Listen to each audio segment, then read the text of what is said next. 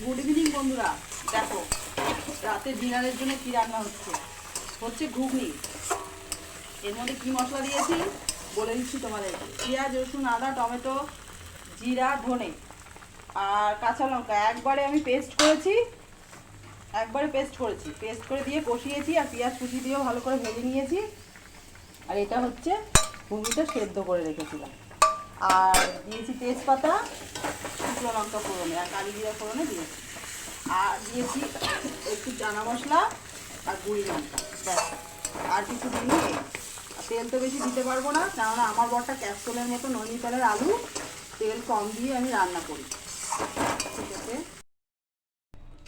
দেখো বন্ধুরা, এই যে ঘুগনিটা হয়ে গেছে। কার কার দেখে লোভ লাগছে অবশ্যই কমেন্ট বক্সে জানিও। ধনে পাতা দেবো না, কেননা তেজপাতা দিয়েছি। ধনে পাতা দিলে তেজপাতার গন্ধটা চলে যাবে। যদি তেজপাতা না দিতাম তাহলে আমি ধনে পাতা দিতাম। ওকে, বাই।